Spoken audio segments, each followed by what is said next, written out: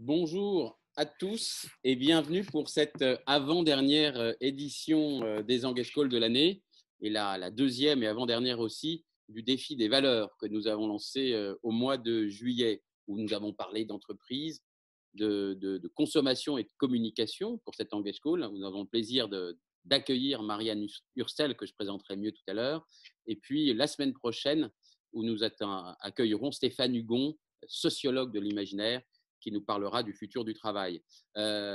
Donc, les engage calls, le principe est simple, c'est réfléchir et agir dès aujourd'hui et mieux prévoir, mieux anticiper et mieux agir demain. Deux temps. Un premier temps pendant une heure où nous accueillerons, nous aurons le plaisir de discuter avec Marianne, puis dans un deuxième temps, un temps d'intelligence collective pour essayer de définir, de construire notre boussole de l'engagement en essayant cette fois de cartographier, de dessiner les points cardinaux qui nous permettent tant individuellement que collectivement dans une entreprise, dans une organisation, de nous orienter. Et je vois que Marianne apparaît, donc on va passer directement à la phase la plus intéressante, la phase de l'interview. Je vous rappelle juste deux points. Pendant la première demi-heure à peu près, on dialoguera, j'aurai le plaisir de dialoguer avec Marianne. Et puis donc, dans un deuxième temps, vous pourrez poser vos questions directement en levant la main. L'intérêt, évidemment, c'est que vous pouvez commencer à poser vos questions dans le chat par écrit et je m'en inspirais pour poser les miennes. Voilà, bienvenue Marianne Hurstel. Donc, vous êtes vice-présidente chez BETC, vous occupez notamment de la stratégie internationale, mais de plein de choses. Et puis, vous avez conduit deux études récentes pour essayer de mieux comprendre les attentes des citoyens à travers le monde et la façon dont ils avaient probablement réagi, bougé, on verra bien avec la crise du Covid. Et puis ensuite, comment finalement cette évolution des citoyens pouvait éventuellement faire bouger, dessiner un nouveau présent et de nouveaux futurs plus désirables pour l'entreprise si elle accepte de bouger. Et comment, on verra aussi comment la communication peut se servir de tout ça. Alors, je voudrais qu'on commence tout de suite, si vous voulez bien, Marianne. Bienvenue et merci infiniment de nous rejoindre pour ce temps de dialogue. Avec cette première question, c'est en ayant, évidemment, j'ai eu la chance de voir un peu en avance de phase les résultats de cette étude, il semble monter une forme notamment une forme de radicalité dans le désir des citoyens. Est-ce que vous pouvez présenter rapidement, évidemment, de façon un peu frustrante, mais les principales conclusions de cette étude et cette montée en puissance, notamment de la radicalité? Oui, tout à fait. Donc, c'est une étude qu'on avait déjà démarrée avant le Covid, hein, et puis on a refait une vague, on va dire, au milieu. Donc, on a un patient zéro, on va dire, et puis on a 4 mois après, qu'est-ce qui se passe? Et l'objet de cette étude est exactement ce que vous venez de définir, c'est-à-dire, en fait, on l'avait baptisé React. Comment est-ce qu'on va réagir face aux enjeux du monde de demain? Donc, c'est une étude qu'on avait. Alors là, par contre, voilà, une étude qu'on avait menée dans 28 pays, donc c'est aussi intéressant quand on voit des grosses différences de jouer aux comparaisons, hein, de comparer la France, la Chine, les États-Unis, etc., euh, auprès de gens un peu représentatifs de toutes ces populations. Alors peut-être la première chose qui nous est apparue frappante en, suite au Covid, c'est que c'est la première fois, on parle beaucoup, hein, de crise interconnectée, et là tout d'un coup on y est. On est dans la crise vécue, en tout cas par les consommateurs, comme interconnectés, puisque vous le voyez, 54% des gens dans nos pays nous disent la crise du Covid n'aurait pas eu lieu si on avait pris plus soin de la planète. Donc, vrai, faux du point de vue des scientifiques, en tout cas du point de vue des gens, c'est vrai. Et puis, deuxième élément, donc crise écologique, crise sanitaire, crise économique, aujourd'hui on est en plein dedans, hein. Et effectivement, depuis déjà la mi-avril, 76% des gens nous disent ils n'ont plus peur de la crise économique que de la crise sanitaire. Et puis on en parlera derrière, crise sociale et peut-être crise démocratique. Donc on est en plein dans ce vécu de l'interconnexion des crises. Alors, premier élément, les gens vont nous dire last call. Alors, last call, ça veut dire quoi? Ça veut dire que pour 67% des gens, c'est un chiffre très élevé, Non. cette crise est un espèce d'appel de choses positives parce que ça va permettre au monde de redémarrer à zéro. Donc il y a, et on va le voir en France, vous avez une bonne partie de la population, hein, près de la moitié de la population qui est positive et optimiste. Pourquoi? Parce que cette crise a un sens. Parce qu'on a souffert, on a fait des sacrifices, mais il y a derrière cet espoir d'une réinvention assez fondamentale, à condition évidemment qu'on mette autant d'argent sur l'urgence climatique qu'on a pu en mettre sur la pandémie, on le voit également.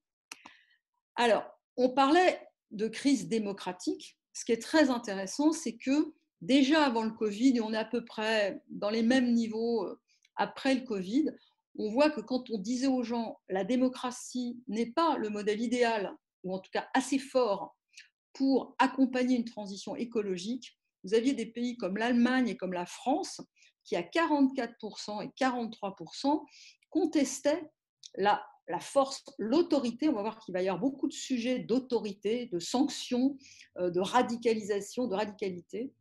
En tout cas, contestaient la capacité de notre modèle démocratique à, quelque part, accompagner la transition écologique. Donc ça, c'est une question quand même un petit peu majeure, qu'on vit complètement aujourd'hui à tous les niveaux. Alors, ça nous avait aussi amené à faire ce que nous on appelle des typologies, parce que face à des chiffres aussi forts, hein, on s'est dit où sont les gens. Et on va voir qu'en fait, globalement, tout le monde bouge vers la droite du tableau, c'est-à-dire que globalement, le mouvement se déplace vers une radicalisation de plus en plus forte, puisque les indifférents ne sont plus que 18%, ceux qui nous disent que l'urgence climatique est un leurre. Vous avez 20% de gens qui sont sur une transition en douceur, on va le voir, mais ce sont des gens qui étaient avant 60%. Donc on a vraiment une très forte réduction des gens qui pensent qu'on peut y arriver chacun de notre côté avec de petits gestes. Et vous allez avoir 32% qui sont beaucoup plus activistes, beaucoup plus dans quelque chose de radical, et un chiffre également très important qu'on va appeler les disrupteurs. Alors, je rentre un peu. Si je peux me permettre sur la radicalité, qu'il soit d'ailleurs dans une radicalité de progrès ou dans une radicalité de conservatisme. On est d'accord avec ça? Alors, c'est très intéressant parce que cette radicalité, elle n'est pas forcément du côté du progrès. Hein. Et d'ailleurs, vous allez voir, je passe peut-être sur les softs qui sont moins intéressants, mais sur les radicaux, en fait, les radicaux, ceux qui disent, ils sont 32% de la population à nous dire, voilà, on ne va pas changer avec des demi-mesures. Vous voyez que c'est ceux qui sont le plus nombreux à contester le modèle démocratique. Donc, ils sont vraiment dans l'attente d'un État qui soit beaucoup plus dans le contrôle, dans la coercition, dans une action beaucoup plus forte qu'aujourd'hui. Donc ça, ce sont les radicaux. Et puis après, cet autre groupe qui nous intéresse quand même énormément parce que c'est un groupe plus inspirant, plus positif, plus dans, on va dire, la réinvention. Nous, on les a appelés les disrupteurs. Hein, c'est typiquement les gens des futurs souhaitables. Ce sont des gens qui nous disent, globalement, c'est eux qui vont nous dire à 70%, c'est bien cette crise, on va redémarrer, on va créer de nouvelles expérimentations, de nouvelles utopies, et c'est tout ça qui va enclencher un changement positif. Absolument. Ok. Alors, ça, c'est ce mouvement-là. Ce qu'on peut dire, je me permets de vous interrompre, Marianne, ça veut dire qu'il naît d'une certaine façon, on va dire, enfin, comment exprimer ça? On dit que la société se polarise en fait entre des groupes de plus en plus disjoints, voire qui s'affrontent. C'est ça la lettre ou pas? Ça, alors, tout à fait. Alors, ce qu'on voit, c'est que dans un premier mouvement, tout le monde va dans le même sens. On se dit formidable, tout le monde va dans le sens de l'écologie, tout le monde va dans le sens de la transformation. Ça, c'est avant la crise et ça continue quand même à monter. Et puis arrive un deuxième mouvement qui est un contre-mouvement, celui que vous venez de décrire, qui est le Covid, c'est une double crise. C'est une crise qui remet en fait en face de nous-mêmes nos responsabilités en termes de transformation écologique, mais c'est aussi une crise sanitaire et économique. Donc en fait, on est vraiment dans une transformation aujourd'hui que j'ai appelée moi sous tension, parce qu'on va avoir deux groupes où on peut même en chacun de nous avoir ces deux moments, hein, et d'ailleurs ça va monter, ça va descendre en fonction de la manière dont la crise va évoluer. En fonction des questions peut-être, voir en fonction des questions, parce qu'on peut être un progressiste sur un domaine précis et puis plus rétrograde, ou en tout cas plus conservateur sur un autre sujet, non? Tout à fait.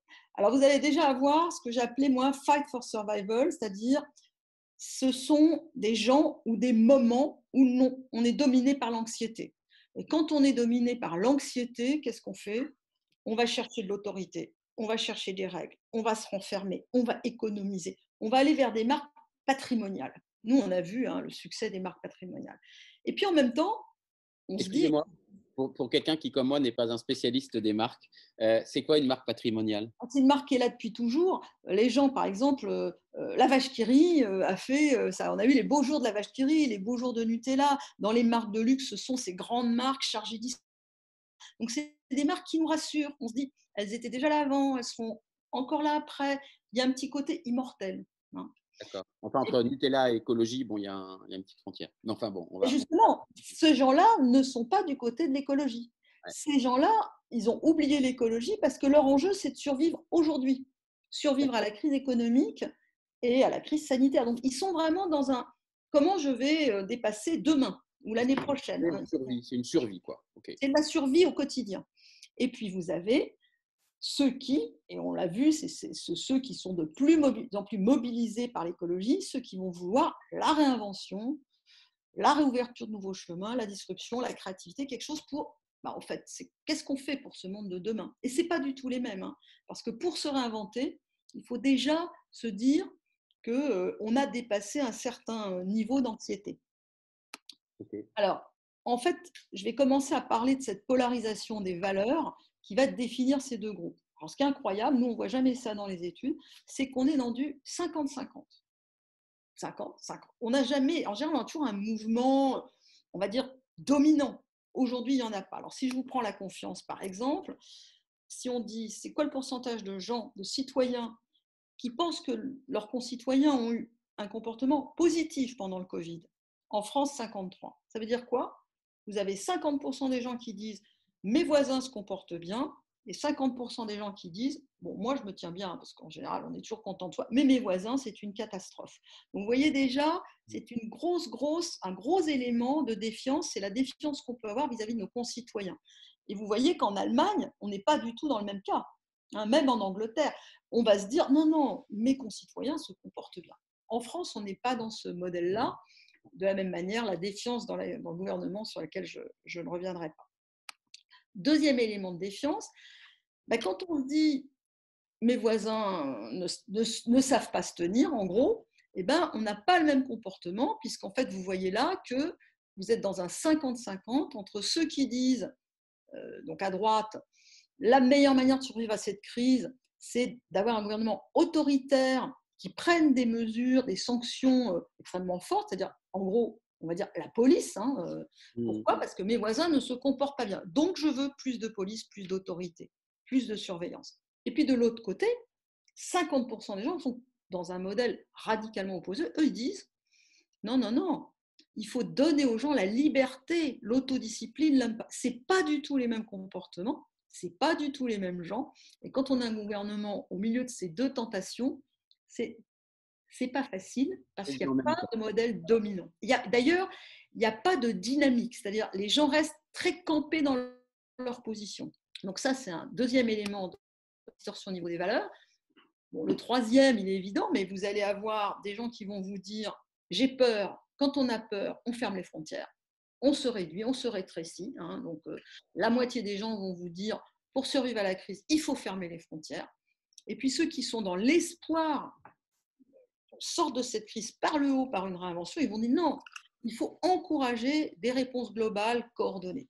Donc, à nouveau, on est dans une polarisation des valeurs et des attentes. Et alors, ouais, ok, d'accord. C'est passionnant. Avant peut-être d'aborder ce qu'on arrive plus ou moins, si j'ai bien compris, à la troisième partie, il y avait une question que je trouvais intéressante de François Bureau. Je ne sais pas si c'est François Bureau ou François au bureau, mais qui posait la question comment a été constitué le panel en France, au niveau international. C'est qui les gens qui ont répondu? C'est vrai que c'est intéressant. Les panels sont constitués avec des sociétés d'études, ils sont relativement représentatifs de la population.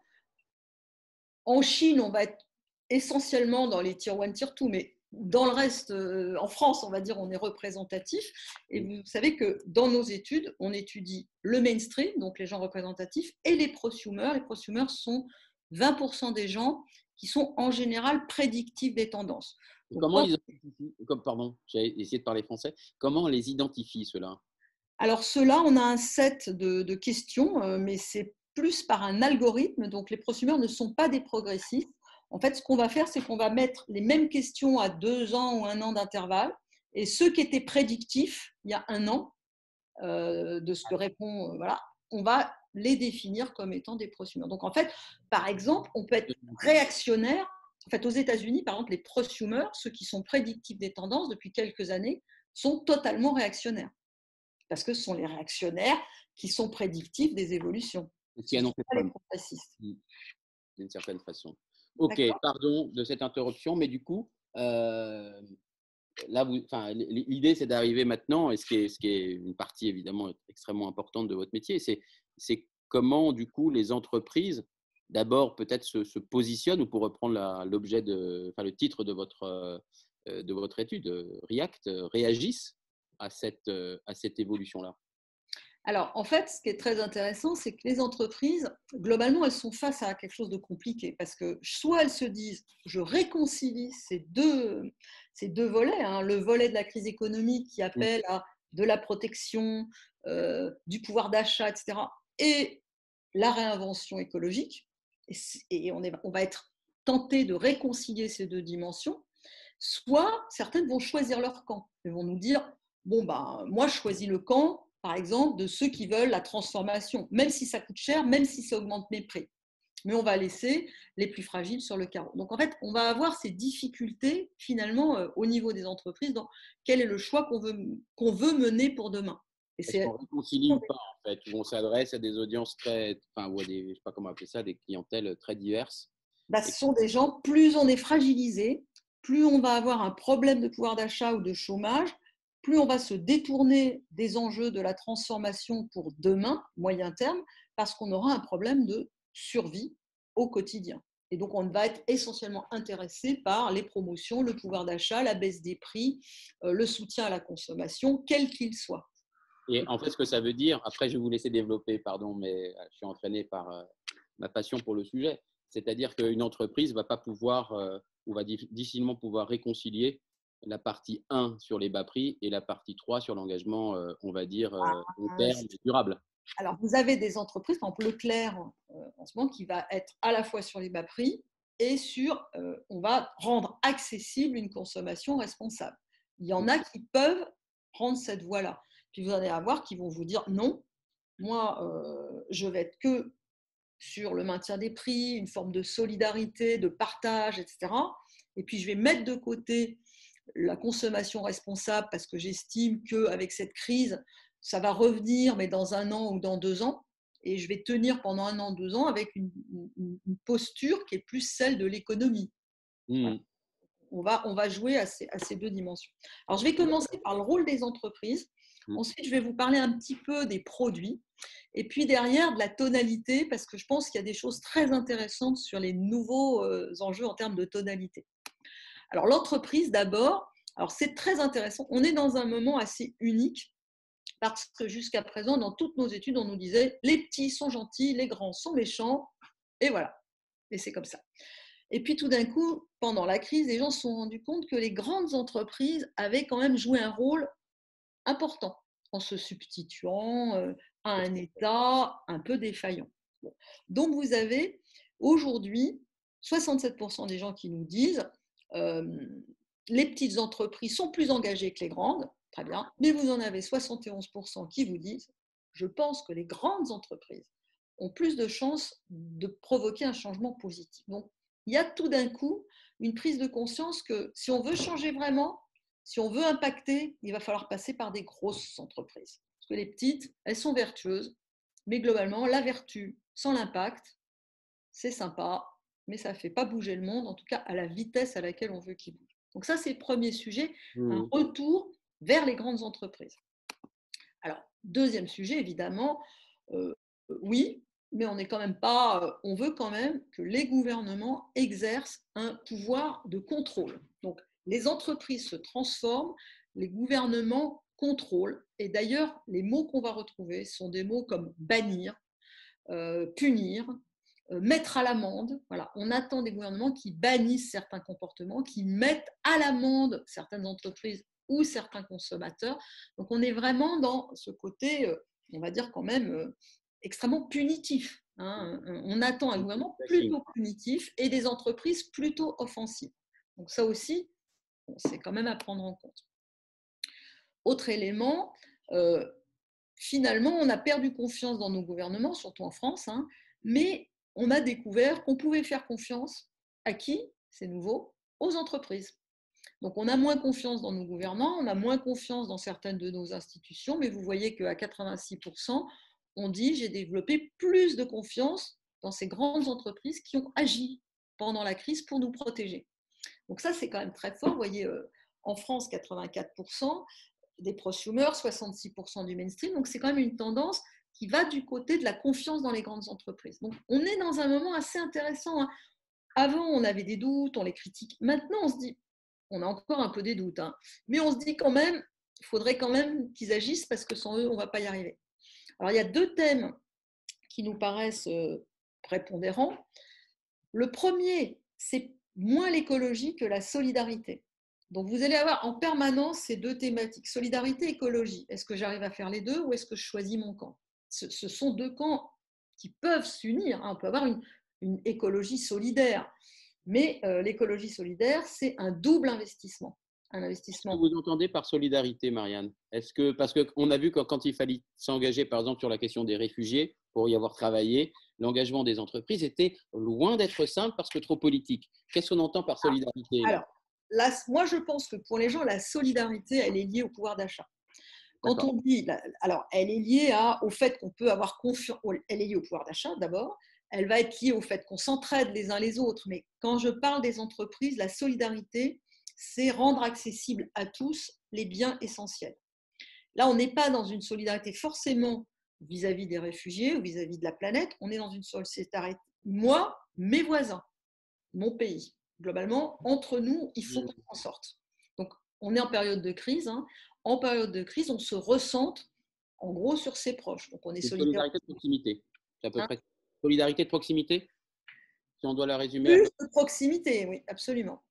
Mais ça va être un des gros éléments du programme de la ville de Paris. Hein. Donc, on va être plus solidaire entre nous pour s'en sortir. Le quart d'heure, le quartier du quart d'heure. La ville du quart d'heure, absolument. Voilà. Et puis, évidemment, la société est toujours là, évidemment. D'ailleurs, on l'a vu aux élections. Hein. Il y a cette idée de dire on a trouvé l'argent pour le Covid, pour les morts qui ne se voyaient pas. Il faudrait maintenant qu'on trouve l'argent pour les morts qui se voient. Pardon, il faudrait qu'on trouve l'argent pour les morts qui ne se voient pas. Donc, pour les challenges économiques, on est à 89%. Donc, ce sont deux niveaux presque équivalents.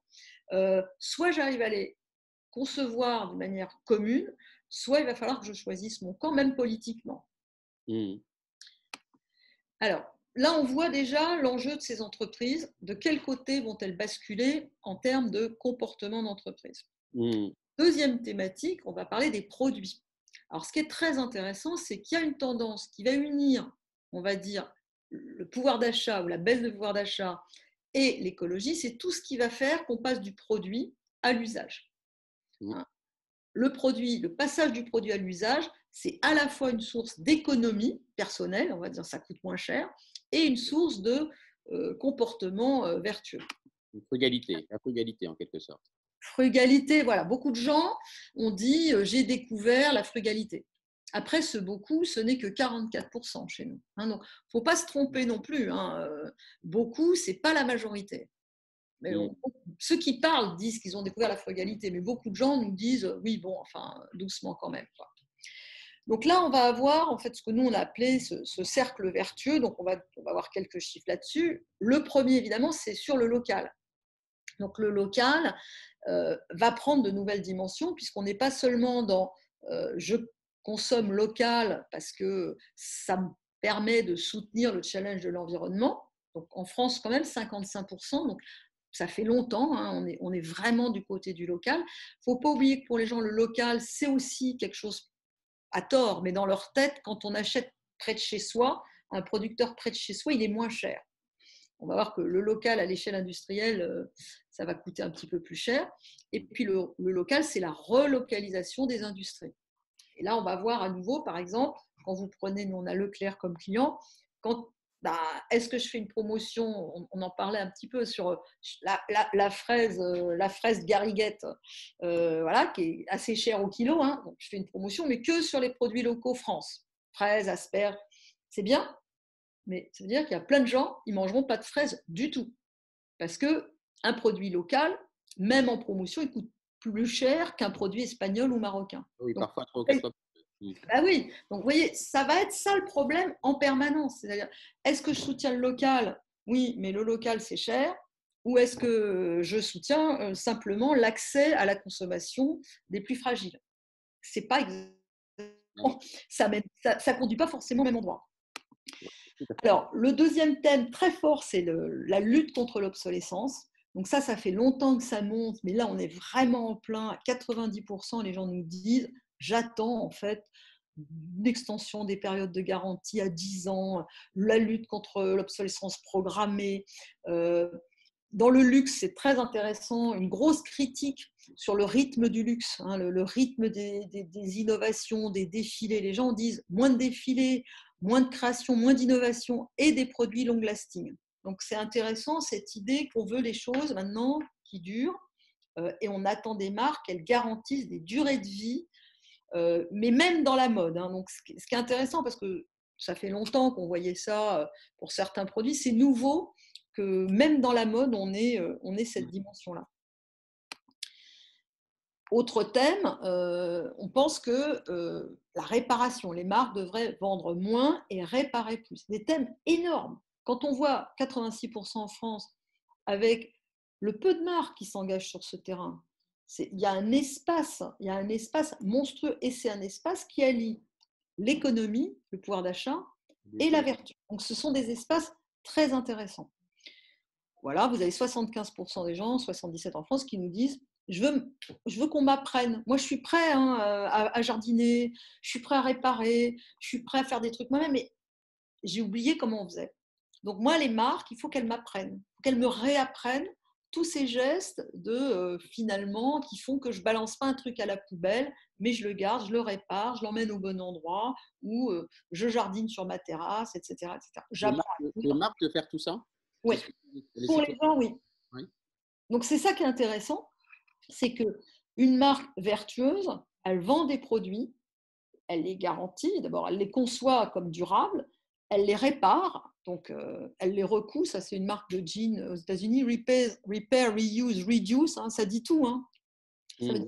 Et c'est fashion, et c'est une nouvelle manière d'aborder la mode. C'est pas pour autant que c'est moche, quoi. Oui. Et non, on espère. Voilà. Mais non, c'est surtout pas moche. Voilà, au contraire. Donc il y a toute une tendance de la mode qui va dans toutes ces thématiques-là. Sauf qu'aujourd'hui, les marques de mode laissent ça à d'autres intervenants. Hein, de la même manière que le second hand, c'est un marché énorme, est laissé à d'autres intervenants. Les gens nous disent, moi, ma marque préférée, je veux pas juste qu'elle me vende un truc, puis après je me débrouille pour le réparer ou pour le recycler ou pour l'acheter en second. Je veux que la marque, elle couvre toutes ces dimensions-là. Ce qui, pour les marques, est une nouvelle manière complètement de revoir le cycle de leurs produits. Donc, on voit bien là des thématiques intéressantes parce qu'elles réconcilient le pouvoir d'achat et usage. Alors, dernier thème qu'on a trouvé intéressant, en fait, on a commencé à poser aussi des questions sur les médias. Qu'est-ce que vous attendez d'un média qui vous alerte ou qui vous inspire, en gros, hein, c'est-à-dire qui soit sans arrêt en train de dire « Regardez, la catastrophe est à venir, les océans sont pollués ». Les gens nous disent « Ça y est, on a compris. On a compris que ça allait mal, on a compris que le pire est à venir, etc. » Donc, ils vont attendre des marques, des médias, et je dirais même des politiques, quelque part une tonalité positive. Donc ça aussi, c'est nouveau et c'est intéressant. Les gens nous disent à 93%, des chiffres très élevés, être positif, c'est plus efficace pour rallier et inspirer les gens que en permanence pointer du doigt les défaillances, parce qu'ils disent, les défaillances, je les ai compris, hein, ou alors s'ils ne les ont pas compris, c'est cette France de gens 18-20% qui ne veulent pas comprendre. Donc, de toute façon, ceux-là, ça ne sert à rien de leur expliquer. Et comme on voit qu'il y en a 80% qui ont compris, eux, ils veulent se dire qui je suis en termes de qui je. Voilà. Donc ça, c'est intéressant, c'est thématique, film de demain, etc. Et on avait mis cette question, les prédictions catastrophistes aujourd'hui sur l'impact de la consommation finissent par décourager. Donc en fait, on pense qu'à 40%, les gens commencent à dire arrêtez avec les prédictions catastrophistes parce que si on est vraiment foutu, ben, on ne va plus faire d'efforts du tout. Donc il faut remettre de l'espoir. Hein. Bien sûr, le récit de l'espoir, évidemment, mais je me permets de faire une petite question provocatrice à ce moment-là. C'est quand même le Covid, ce qui nous a permis d'arrêter la machine et d'envisager un changement de système, c'est que tout d'un coup, tout s'est arrêté et qu'il y avait une catastrophe qui nous a touchés dans notre chair. Donc, ouais, mais on voit que derrière, alors c'est peut-être ce truc qui était d'avant le Covid, mais même aujourd'hui, alors pendant le Covid, la presse a eu un rôle d'alerte. Il fallait bien alerter pour que les gens réagissent. On est bien d'accord. Mais dès qu'on a fini, là, les gens, ils veulent retrouver l'espoir. Ils sont dans la rue, ils veulent savoir comment ils vont au restaurant, comment ils vont dans les bars, comment ils consomment. Ça y est, ils ont envie d'oublier le Covid. Bien sûr. Hein, et ils ont envie de se réinventer. Donc, ce n'est pas la même chose que dire continuer à prévoir un avenir épouvantable, c'est paralysant. D'ailleurs, aujourd'hui, il y avait une étude, j'ai vue récemment, qui disait que plus de 60% des Français étaient presque en pré-dépression, à force de leur dire ça recommence. On avait 62% de gens qui disaient j'ai peur de mourir. Et donc, quand on a peur de mourir, quand on est en phase de pré-dépression, ce n'est pas vraiment le moment où on s'engage dans des innovations. Donc, je pense que c'est important de se dire, même sur le Covid, il faut faire attention à ne pas mettre les gens dans un état de découragement total. Non, mais je suis d'accord. Mais d'ailleurs, c'est 62%, mais ces 62%, on les fréquente tous les jours autour de nous. Donc, ils sont très, très concrets. Très concret, oui, oui, absolument. Et puis, c'est un peu la dernière charte de cette présentation, parce que, en fait, moi, je vous l'avais dit, j'avais été. C'est cet exemple des cosmonautes qui, en allant sur la Lune, qui en partant n'étaient pas écologistes, et puis en découvrant la beauté de la Terre, certains sont revenus tout d'un coup, ils avaient eu cette prise de conscience. C'est intéressant, 82% des gens sont d'accord pour dire, si je veux que les gens passent à l'action sur le climat, je dois leur montrer la beauté du monde. Et il y a cette idée-là que c'est en montrant la beauté, la fragilité du monde que peut-être on donnera aux gens plus envie de se battre pour le garder. Donc je trouve que c'est, je termine sur cette. C'est joli. C'est notre vulnérabilité en fait et celle de la planète, quoi. Voilà, mais pas sous un angle catastrophiste, sur un angle émotionnel. Parce qu'en fait, la vulnérabilité provoque un engagement émotionnel qui est nécessaire, à mon sens, pour les gens aujourd'hui au passage à l'action. Voilà, globalement. Avec sa planète bleue, parce que c'est exactement ça, je trouve. Voilà, on en a parlé, mais tout à fait. C'était Paul. Il s'appelait Paul le héros, c'est ça? Oui, absolument. Ouais. Voilà, avec sa planète bleue. Livre très beau. Voilà. C'est un joli récit. On espère qu'il en inspirera. Merci infiniment pour cette présentation et ce partage de ces résultats. On va passer à la deuxième partie où, si vous voulez, vous levez la main et vous posez directement vos questions à Marianne. Moi, j'ai deux questions en attendant. La première, c'est, allez, je parle à votre intuition, mais aussi à la professionnelle, un mélange des deux. Est-ce que vous voyez en ce moment les entreprises, est-ce que vous les voyez agir aujourd'hui différemment, se transformer, ou est-ce que vous anticipez une transformation ou pas? Allez, question. Alors, nous, on posait, vous savez, les choses changent en ce moment très, très vite. On va dire au mois de mai-juin. Le problème des entreprises au mois de mai, c'était de produire. Ils nous disaient non, mais là, ne nous parlez même pas d'écologie. Nous, notre problème, c'est comment j'assure la production. Non, mais il faut voir aussi l'état de stress des entreprises. Aujourd'hui, leur problème, c'est la crise économique. Comment est-ce qu'on va retrouver le niveau d'avant la crise, ne pas licencier. Donc, il y a un énorme sujet de crise économique. Qui dit crise économique dit évidemment comment j'évite les licenciements, comment je restructure, comment je réorganise ma production, est-ce que j'arrive à tenir mes prix. Donc, moi, je crois qu'aujourd'hui, les entreprises sont plus là-dedans. Elles sont plus sur comment est-ce qu'on va aborder le mois de septembre, comment est-ce qu'on va survivre, comment est-ce qu'on va survivre quand même en maintenant nos profits. Hein, parce qu'on pourrait, C'est on un en est pas. moyen d'être plus écologique, c'est de descendre les dividendes.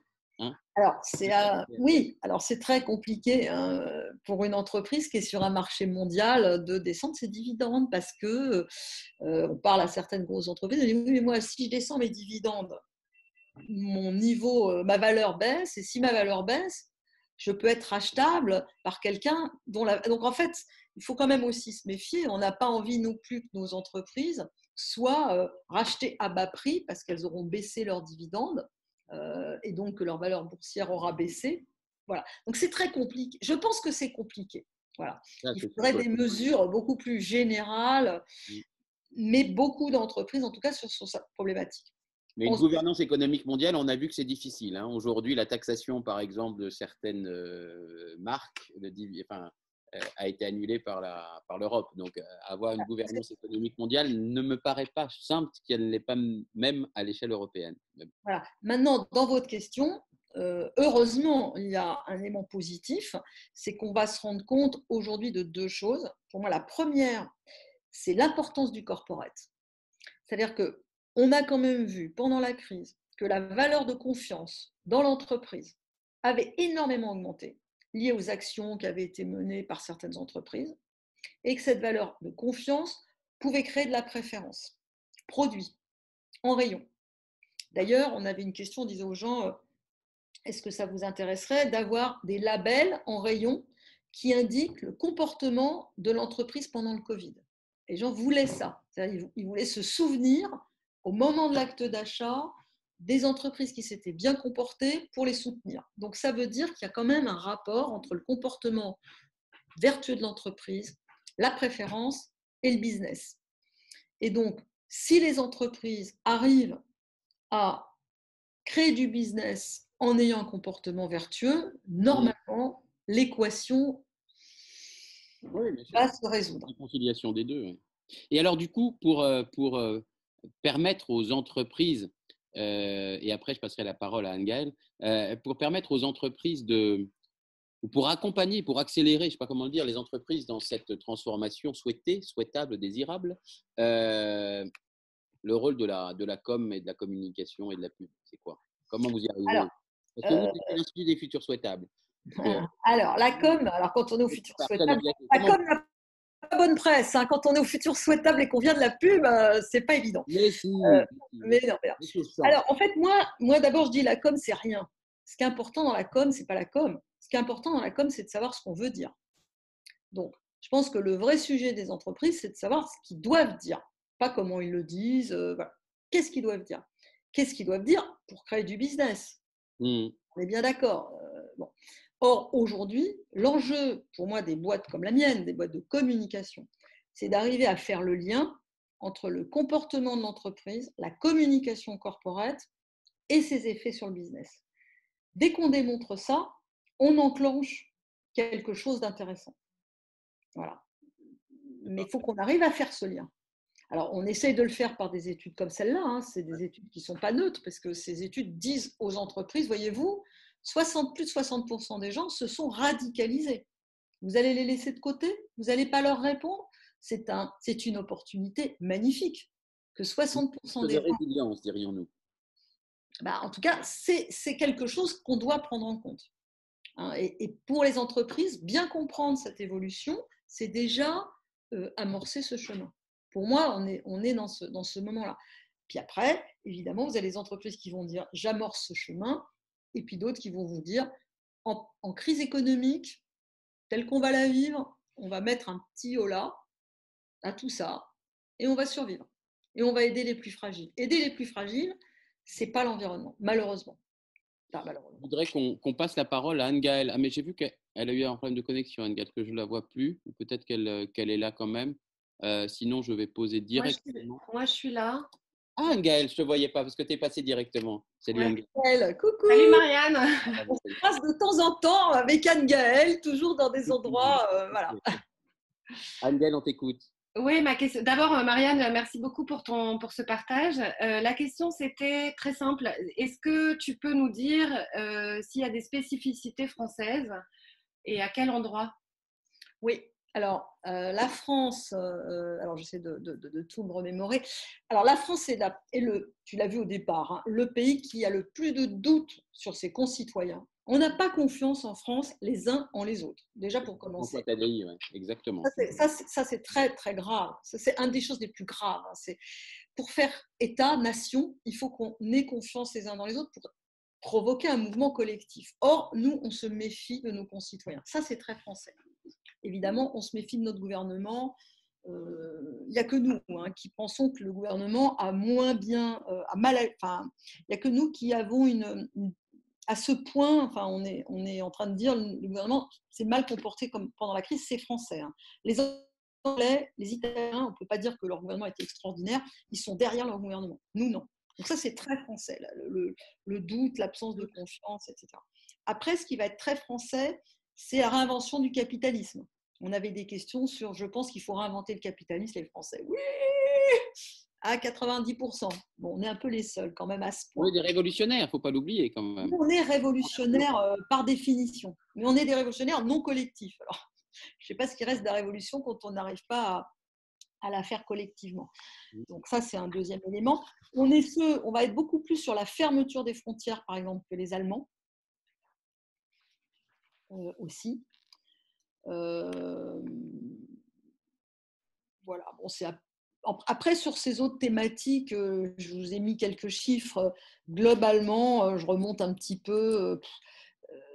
Non, on est assez aligné sur les solutions, hein, réparer, etc., la qualité durable. Sur les solutions, on est assez aligné. Là, on va être différent, c'est effectivement sur la confiance qu'on a dans les institutions, dans les entreprises, dans les gouvernants, notre capacité, l'optimisme. Voilà, tout ça, ça va être très négatif en France. Juste petit truc, est-ce qu'il y a une spécificité sur la confiance dans les entreprises dont tu disais qu'elle avait beaucoup augmenté avec le Covid? Oula. Alors, en fait, de manière étonnante, on est au même niveau que les autres. On a Pourquoi vous dites beaucoup étonnant? augmenté. Parce Comment? qu'on remet tout en cause normalement, c'est ça? Oui, nous, on est quand même ceux qui haïssons le plus l'entreprise. On a gagné en confiance comme les autres. Ça, c'est nouveau. Nous, avant, on était vraiment les petites entreprises hein, et on avait vraiment un gros doute sur les grosses. Aujourd'hui, ça bouge. Donc, ça a bougé de la même manière. Donc, ça, c'est intéressant. Ouais. Ok. Une autre question, Anne-Gaëlle, ou tu… Non, je passe la parole volontiers. Non, il n'y a pas de problème. D'accord, merci beaucoup Anne-Gaëlle. À tout à l'heure. Il y avait une autre question. N'hésitez pas à lever la main si vous avez des questions à poster en direct. Ce sera plus sympa que ce soit simplement moi qui les lise. Il y avait une question d'Ivan Petsic qui disait de quelles compétences leviers les entreprises ont-elles besoin pour transformer le vouloir en pouvoir d'agir. C'est vrai que je ne sais pas si tu poses la question, Ivan, en interne ou en externe, mais que ce soit pour les salariés ou les consommateurs, ça me rappelle des caricatures, on dit qui est pour le changement, tout le monde lève la main, qui vient faire le changement avec moi, puis on se retourne, on est tout seul. Donc, comment on transforme cette volonté apparente, il y a je ne sais plus quels sont les chiffres, 75% qui veulent un changement, 40% qui veulent que ce soit radical, etc. C'est vrai qu'on se retourne, bon, ça bouge plus ou moins. Donc, comment on fait pour que le… Il n'y a pas de solution miracle, hein, Marianne. Alors, oui, il n'y a pas de solution miracle. Le problème, c'est que le vouloir va venir des gens du marketing hein, et ils vont eux-mêmes être confrontés à tous ceux qui disent bah non, ça coûte cher. Donc en fait, pour que le vouloir se transforme en pouvoir, il faut réconcilier, pour moi, la finance, l'industrie et le marketing. Et souvent dans l'entreprise, ce ne sont pas des entités qui travaillent à un projet collectif. Vous avez le marketing qui va dire voilà ce que veulent les consommateurs, puis vous avez les autres qui vont vous dire oui, mais ça me coûte trop cher, donc je ne vais pas investir là-dedans. Donc il faut arriver à réconcilier deux. C'est pour ça que par exemple des boîtes comme Danone, là où c'est intéressant, c'est l'idée de démontrer qu'il y a un modèle vertueux qui allie le business et la transformation. Si on n'arrive pas à démontrer que derrière tout ça, il y a du business et il y a du profit, eh ben, on va continuer à séparer le vouloir de l'agir. Il y a une autre question, ouais, une question qui me vient qui est un peu en lien avec ça. C'est que l'entreprise alors, elle peut se transformer par une sorte d'éthique de conviction forte en disant on veut changer parce qu'on sent que c'est ça qu'il faut faire pour la société. C'est un peu l'entreprise politique de Demurger de la Maïf d'une certaine façon, ou c'est peut-être ce que pousse Danone d'une certaine façon. On y croit, donc on le fait, et qui même me suivent. Je trouve que en tout cas moi, ce que l'analyse que fait Demurger. Mais d'une autre façon, l'entreprise va aussi bouger parce qu'elle va avoir autour d'elle ou en elle des pressions qui sont les pressions de la réglementation, pression de ses salariés, pression des consommateurs, pression des financiers, des financeurs, qui peuvent être les actionnaires, etc.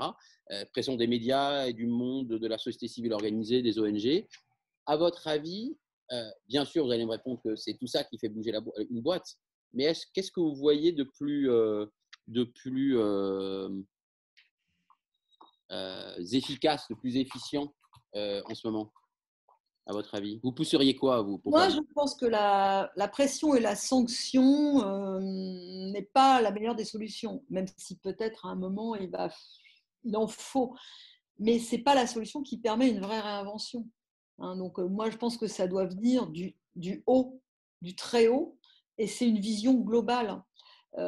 Si on ne fait qu'éviter des sanctions, ben, on reste dans notre... en fait, on manœuvre à la marge, alors qu'il faut réinventer de nouveaux modèles. Ce qui est très compliqué aujourd'hui pour les entreprises, c'est qu'elles sont sur des modèles industriels. Voilà. Donc, le problème, c'est comment je change un modèle industriel du tout au tout. Il faut presque repartir de zéro, mais ça, c'est très difficile.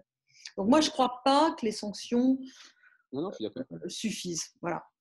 Mais nous, chez Engage, on fait dans les défis, on essaye justement de faire une pression, je ne sais pas si c'est une pression, un levier pour être plus positif, qui passe par les instances de gouvernance, enfin les dirigeants, mais qui passe aussi par l'empowerment, l'émancipation, la participation, comme on veut, des salariés. Donc, c'est ça aussi pour vous? Vous sentez ce dialogue nécessaire? Nous, on sent que s'il n'y a pas un moment de l'empowerment, il n'y a pas de solution. Je vais vous dire, prenons la mairie de Paris, parce que c'est un sujet intéressant en ce moment. Bon.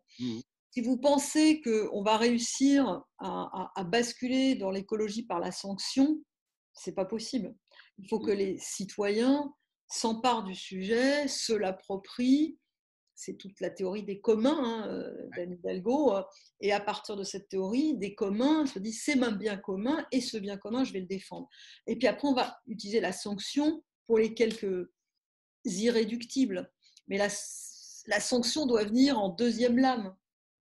Pour moi, si on démarre par la sanction, ben, on va devenir un État archi-policier. Je ne suis pas sûre que ça soit très vertueux. Absolument. Anne-Gaëlle a relevé la main. Anne-Gaëlle, elle a réagi ce soir. Je prends quand même la question de Richard. On va faire la parité. Richard puis Anne-Gaëlle. Richard, est-ce qu'on peut ouvrir le micro de Richard? Merci, Richard. Bonsoir, Richard. Richard, nous t'écoutons. Me voilà. Bonsoir. Tout d'abord, merci Marianne pour ces résultats d'études qui sont très intéressants. Mais il y a un chiffre qui me saute aux yeux, c'est quand on voit la somme, là les 18%, 30%, 20% entre les disruptors, les radicaux, les indifférents et les optimistes. Si on met les radicaux d'un côté et les autres qui sont indifférents, optimistes ou pour le redémarrage optimiste, on est une large majorité déjà à être plutôt dans un changement qui doit être optimiste et volontaire, on va dire. Les indifférents suivront. Et 30% de radicaux qui sont également pour le changement. Donc en fait, 100% pour le changement, 30% radicaux, et les autres qui sont plutôt dans le changement qui doit être optimiste et partagé. Une société comme la vôtre, qui est justement dans la communication, qui fait ce constat en disant tout le monde veut du changement, mais qui attend que les entreprises financent cette communication pour pouvoir promouvoir leur changement à eux. Pourquoi ne pas aller directement à la source, c'est-à-dire la RSE, et faire la communication pour la RSE, pour convaincre toutes les parties prenantes, avant même que les entreprises changent, de faire ce changement, ça ira bien plus vite. Donc vos clients, changez de client. Allez voir les on ne fait pas changer ceux qui n'ont pas raison. Ça va être compliqué. Alors, en fait, toutes les entreprises fonctionnent sur un même modèle. qui est celui quand même du profit. Et Complètement. C'est le but de la RSE aussi, de toute façon. C'est la rentabilité des entreprises. voilà. Donc, il faut quand même que nous, on fait beaucoup de choses. Enfin, on travaille beaucoup sur mécénat, on travaille avec des institutions, on travaille beaucoup sur tous ces sujets-là. Et je pense qu'on soutient beaucoup de choses de ce côté-là. On développe tout un pan d'offres beaucoup plus corporate et beaucoup plus RSE. Après, qu'est-ce qui atteint les gens? Enfin, vous voyez, les gens, pour les atteindre aujourd'hui, les communications corporates des entreprises, est-ce que vous les voyez à la télé? Est-ce que les gens, ils ont bien compris là, le nouveau modèle de Danone, la transition douce de Total? Non, les gens Pas sont… encore, parce qu'ils sont encore en train de se dépatouiller avec les différentes lois à mettre en règle, enfin les règles et les changements à mettre en œuvre. Richard, Nous, on est pour qu'il y ait beaucoup plus. Moi, je dis souvent, à mes clients, je dis, mais attendez, les gens, ils ont compris que le lait, ça fait grandir, que le chocolat, ça fait plaisir, que le café, c'est bon le matin. Tout ça, ils ont compris, je n'ai pas besoin de leur répéter. Il y a deux choses qui intéressent les gens. Comment c'est fait? Donc, ils ne sont plus du tout sur à quoi ça me sert. Parce que ça, ils ne sont pas cons, ils ont compris à 90%, en gros, les bénéfices qu'ils pouvaient tirer d'un produit. Ils veulent savoir comment c'est fait, donc la manière dont le produit est composé et le comportement de l'entreprise. Et ces deux dimensions ensemble sont complètement liées. Donc c'est très intéressant parce que moi je pense qu'aujourd'hui, il faut communiquer sur comment est fait le produit et quels sont les engagements et les valeurs de l'entreprise, et beaucoup moins sur les bénéfices. On a besoin de dire que le Nutella c'est bon, que le lait ça fait grandir. Moi je pense que c'est les deux terrains de communication les plus intéressants et qui sont complètement reliés. Si je peux me permettre, si on reprend l'exemple du lait qui est bon pour la croissance, aujourd'hui on est en train de prouver justement que l'utilité du lait n'est pas si importante pour l'adulte. C'est bien pour les enfants, mais pas pour les adultes. Donc, l'utilité, de communiquer sur l'utilité et sur la conséquence de l'utilisation de certains produits, c'est quand même important, notamment dans la RSE qui est sociétale et environnementale. Oui, Il faut aller jusqu'au bout. Mais ce que je veux dire, c'est que les gens, souvent, cette utilité, ils vont la connaître. En fait, ils vont savoir tout ça. Et donc, les questions qu'ils vont nous poser sont des questions beaucoup plus précises d'information. Et ça, ils veulent vraiment savoir comment c'est fait, d'où ça vient, avec quel produit, dans quelles conditions. Ça, c'est des choses vraiment qu'ils veulent comprendre. Et l'entreprise derrière, son comportement. Ça, c'est passionnant. Quand tu as un bénéfice nouveau, pourquoi pas? Mais dans 90% des cas, il n'y a pas de nouveaux bénéfices. Les gens sont très éduqués en termes de marketing. Aujourd'hui, ils sont dans comment je rétablis la confiance dans l'origine, la fabrication, etc. Et l'adhésion à un modèle. Et moi, je pense que c'est comprendre, s'informer. Enfin, ils ont besoin d'informations, en fait. Ce que vous dites par rapport à la communication classique des années 80, où on leur vendait plein de mérites plus ou moins vrais. Là, McDo est un exemple. McDo, ils vont avoir des grands volets de communication, un grand volet sur comment sont faits mes produits, d'où viennent mes pommes de terre et ma filière agricole, etc. Et la composition de mes produits, puis des grands volets sur le corporate, c'est-à-dire les engagements. Et ça, ce sont quand même deux piliers très importants. Et je pense que pour les gens, c'est ça qui va créer, à mon avis, l'adhésion, la fidélité, la préférence. Parce qu'ils sont capables peut-être de faire le lien tout seuls maintenant sur ce que ça peut avoir comme conséquence. Voilà. Après, quand il y a des innovations, bien sûr, on va recréer de l'attractivité par l'innovation, par la dernière recette, par le dernier truc, mais on oublie que ces deux autres volets, comment c'est fait et mon comportement en tant qu'entreprise, sont extrêmement importants. Et ça, ce sont des volets qui accompagnent ce changement et ce désir de transformation plus radicale de notre société et de notre planète. C'est ces deux volets-là. Bon, merci beaucoup, Richard, pour ta question. J'espère que j'ai répondu, Richard, parce que je ne suis pas sûre. Oui, en partie, mais je pense qu'il reste une question sur le rôle aujourd'hui de l'entreprise et de la finalité du produit. C'est-à-dire qu'il ne faut pas juste vendre pour faire de l'argent, ça on est en train d'en sortir.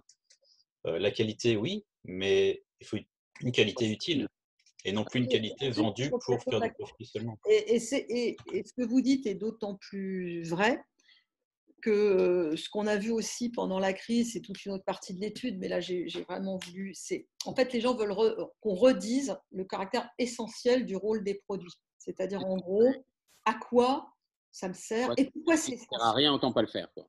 voilà. Donc Exactement. ça, c'est Même fondamental. si c'est de qualité, même on a beau prouver que ça pollue pas, etc. Si ça sert à rien et que c'est juste une pollution Absolument. de Oui, plus, oui, bien sûr. Ouais, Oui, oui, c'est c'est la vrai. question dont on va débattre d'ailleurs dans l'intelligence collective, quand tu sois là, Richard, d'accord. sur la boussole de l'essentiel, parce qu'après, qu'est-ce qui est essentiel? Là, on rentre dans des débats philosophiques. Ça, c'est très compliqué. Merci. Je passe la parole à Anne-Gaëlle pour la dernière question. Après, il sera temps de passer à l'œuvre d'art et au futur désirable. Anne-Gaëlle, tu as de nouveau la parole. Avec le son, Anne-Gaëlle. Vas-y. Ouais. Marianne, tu as répondu un peu en parlant des deux grandes attentes des consommateurs. Mais en fait, ces deux grandes attentes des consommateurs, si c'est le comportement des entreprises et comment le produit est fait, en soi, ces deux questions-là, elles interrogent précisément le business model Complètement. Oui. et Ah le oui. fait que, enfin, pour rejoindre la question précédente, que du coup, le profit ne peut pas être la seule fin. Mmh. Est-ce que quand même, est-ce qu'il y a une articulation entre ça et la transformation? C'est pas seulement la transformation pour faire face à l'urgence écologique, c'est aussi une transformation là, plus large. Plus fondamental, enfin plus. Ouais. Oui, c'est une transformation du business model, mais on sait bien qu'une entreprise, si on lui dit ton business model, c'est de pas faire de profit, c'est pas un business model. En fait, c'est quand même un sujet. Donc, je pense que après on peut en faire moins. Hein, le moins est possible. Le zéro est compliqué. Non, Donc, mais si tu prends l'extrême, c'est-à-dire les sociétés qui décident de devenir sociétés à mission, la oui, plupart, elles en viennent très directement à renoncer à certaines activités ou lignes de produits oui. euh, en articulant effectivement la rentabilité purement économique et leur utilité sociétale, on va dire au sens large. Absolument, ouais. Mais il faut articuler les deux. C'est ça. Bon, tu n'as pas de modèle pérenne. Si tu n'articules pas les deux, il y a un moment, tes actionnaires vont revenir vers toi et ça ne va pas fonctionner. Donc, tu es quand même obligé d'articuler les deux. Mmh. Oui, Après, tu peux articuler les deux de manière vertueuse. De mais, manière... Oui, mais je trouve que c'est très positif ce que tu dis de ces deux attentes principales des consommateurs parce que ça va dans ce sens-là précisément. complètement. Je pense que ce sont deux choses qui permettent de réconcilier un modèle de communication qui accompagne la transformation. Parce que ça oblige à fabriquer autrement au nom de nouvelles responsabilités et de la qualité, et ça oblige à se comporter autrement. Et ça crée finalement un schéma de préférence et d'adhésion, donc de business. Ok, je suis bien d'accord avec ça. Accompagnons ce changement. Merci Anne-Gaëlle. Il va être temps presque de conclure. Je voudrais te poser deux petites dernières, vous poser, Marianne, deux toutes petites questions. La première, c'est quels seraient vos présents ou vos futurs désirables? Toujours difficile de circuler parce que les futurs, c'est loin. Si on déjà pouvait réinventer En des présent, présents, futur. allez, il ressemble à quoi? Alors, moi vous Allez. l'avez compris, je pense que le beau est quelque chose qui doit nous transporter. Donc moi, je n'envisage pas de futur uniquement voilà, où j'ai réussi à faire ma petite équation parfaite, j'abîme rien, j'ai envie de quelque chose qui me fasse rêver, qui me transporte, qui m'emmène plus loin. Voilà. Je ne pourrais pas me contenter en tout cas d'un futur où l'écologie ne rime pas avec une forme de redécouverte et d'excitation de beauté des choses. Voilà. Je Je ne sais pas pense que si vous pour moi, avez c'est lu très d'ailleurs important. ce bouquin qui est un dialogue entre Edgar Morin et Pita, un artiste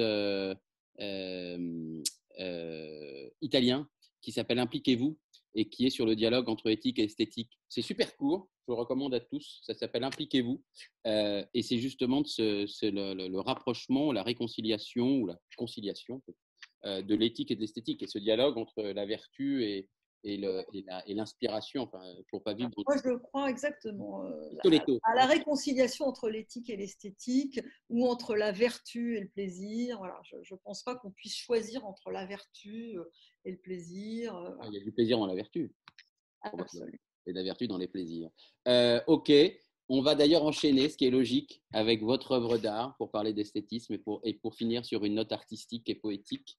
Alors, vous avez choisi quoi? Ah oui, alors voilà, en fait, moi j'ai choisi cette photo et cette exposition de quelqu'un que j'aime beaucoup, d'une amie qui s'appelle Muriel Fagnoni et qui fait aujourd'hui toute une thématique sur quand les fleurs nous sauvent. Et c'est assez beau et j'ai trouvé cette photo magnifique parce qu'on voit qu'en fait, l'homme et la nature se rejoignent, s'embrassent dans une espèce d'indifférence de genre intéressante. Et je trouve qu'il y a la poésie, l'esthétique, la beauté. Et moi, j'y vois une forme de renaissance écologique aussi dans ce baiser. Et puis, c'est mystérieux. On ne sait pas Voilà. trop ce qu'il y a derrière. C'est ça. C'est Voilà. mystérieux, beau, esthétique. Ouais, c'est très joli.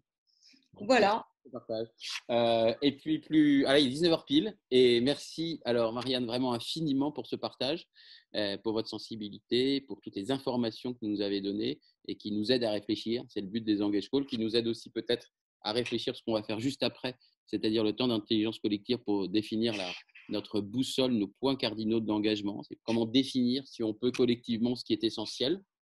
Et puis, nous accueillerons la semaine prochaine, pour la dernière session des Engage Calls de l'année, Stéphane Hugon, qui est un sociologue de l'imaginaire et qui nous parlera du futur du travail ou la façon dont on peut se représenter individuellement et collectivement le travail dans les prochaines années. Peut-être que ce qu'on a vécu, évidemment, mais par-delà le télétravail, a changé.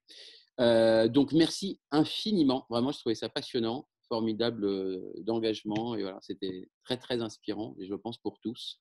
Donc, j'espère à très bientôt, Marianne. Et on salue Valérie Lombard, grâce à qui vous êtes là ce soir. Salut Valérie, qui n'a pas posé de questions. Non, mais je crois qu'elle avait, honnêtement, elle m'avait prévenu, elle avait un truc. Allez, à bientôt. Au revoir et on se retrouve sur l'intelligence collective. À très vite.